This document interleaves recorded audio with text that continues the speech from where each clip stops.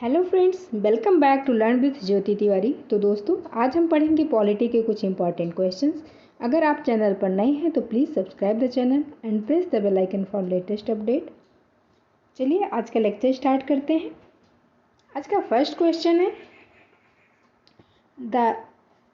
The Veerappa Moily commission in its report on administration reforms among other aspects has suggested doing away with which one of the following pairs of articles of the Constitution of India।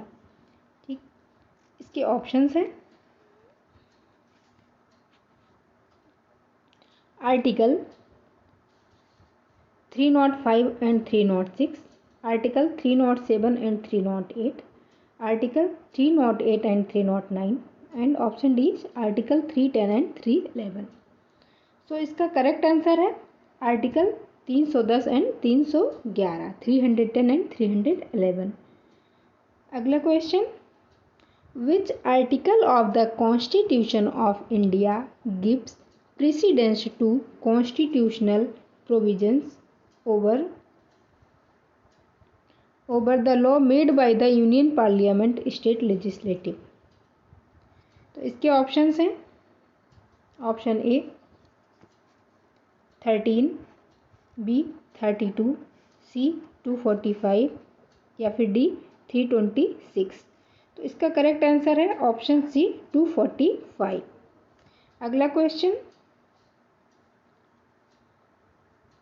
which one of the following provisions of the Indian Constitution deals with appointment and dismissed of the Council of Ministers?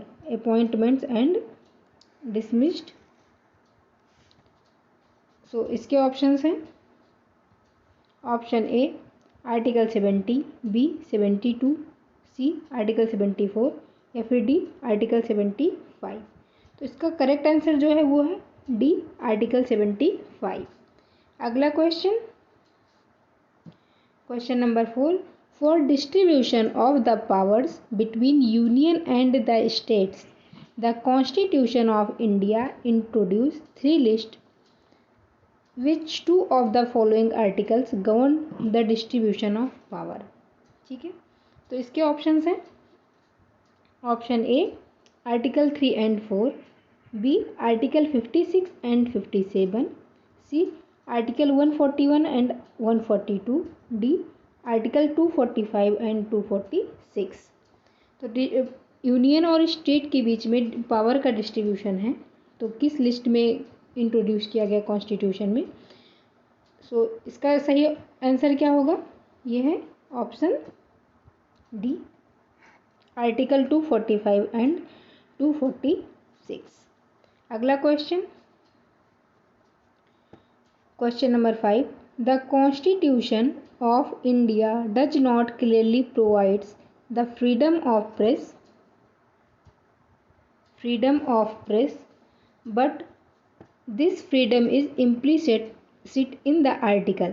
इसके options हैं option ए 19(1) के ए में, 19(1) के B में, या 19(2) के सी में, या 19(1) के डी में। ठीक है, तो इसका करेक्ट ऑप्शन क्या होगा, ए 19(1) का a. Constitution of India does not clearly provides freedom of press, ठीक, but this freedom is implicit in this article 19(1) a. Okay, तो option A is correct option. अगला question, question number 6, which article of the constitution of India deals with the appellate jurisdiction of the Supreme Court in connection with constitutional cases। तो इसके options हैं article 131, article 132, article 132 read with article 134 A, article 133 read with article 134 A.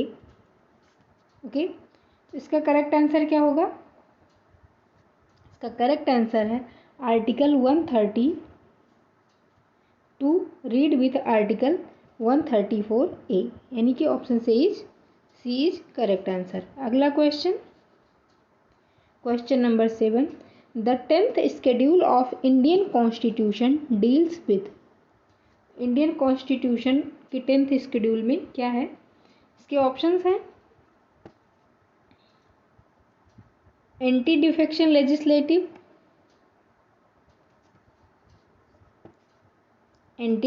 Legislative, lesson, Panchayati Raj, land reforms या फिर distribution of powers between union and states. तो इसका correct answer क्या है? 10th schedule में क्या है? करेक्ट आंसर है option A, anti defection legislation. अगला question, procedure for creation of legislative council in states has been described in which article of the Constitution. Creation of legislative council in states, ठीक है, तो ये किस article में है? इसके ऑप्शंस हैं आर्टिकल 69, आर्टिकल 169, आर्टिकल 269 या फिर आर्टिकल 369। ठीक, तो इसका करेक्ट आंसर क्या होगा? Option B, article 169 is correct answer. अगला क्वेश्चन,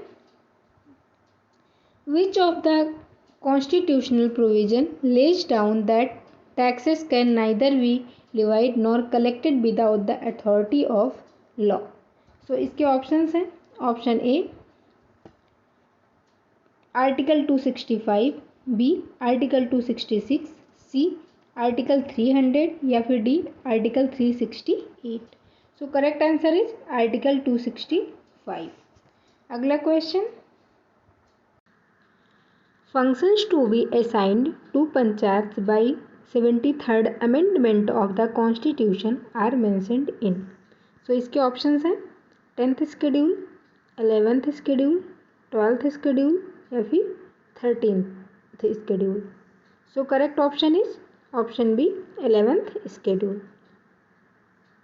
थैंक यू।